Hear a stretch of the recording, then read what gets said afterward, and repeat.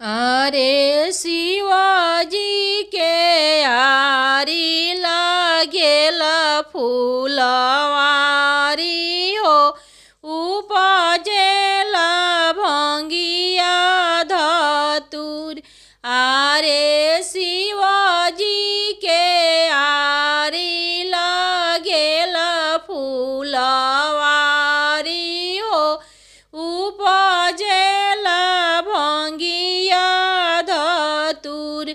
आरे तनिए साए गौरा भंगिया रगड़ी तू हो, मोरा मन भैले बएरा। आरे तनिए साए गौरा भंगिया रगड़ी तू हो, मोरा मन भैले बएरा। आरे भंगिया पीसत गौरा के अंगूरी पीसैले हो, शिवाजी से अरज हमार।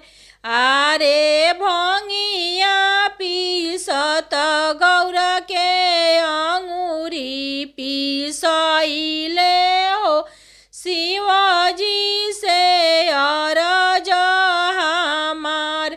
आरे तनिए साए शिवाजी नैहर विदा करी तीजी, आमारो वेलिया छोधार। आरे तनिए साए शिवाजी नैहर विदा करी ती हो, आमारो वेलिया छोधार। आरे लाले लाले डोलिया सबुजे रंग ओ हरावा हो, लागी गईले बत्तीसो कार।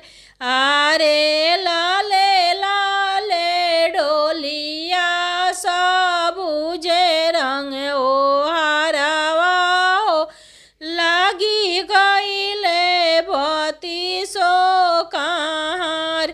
आरे रुकू रुकू डोलिया हो, रुकू हो कारवा हो, गौरा के छूटल बा सामान। आरे रुकू रुकू डोलिया हो, रुकू हो कारवा, गौरा के छूटल बा सामान। आरे ससुरा के बात गौरा नैहर जानी कही हो, केहू दुख हरी ना तोहार।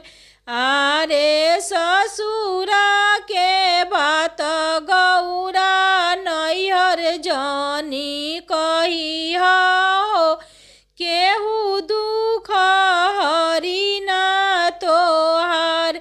आरे आमा से कहबू कुफुत मरी जई है हो, भाभी से कहलो ना जाय। आरे आमा से कहबू कुफुत मरी जई है हो, भाभी से कहलो ना जाय। भाभी से कहबू तो हंसी में उड़ई है हो, केहू दुख हरी ना तोहार। आरे भाभी से कहबू तो हंसी में उड़ई हन, केहू दुख हरी ना तोहार। आरे चाची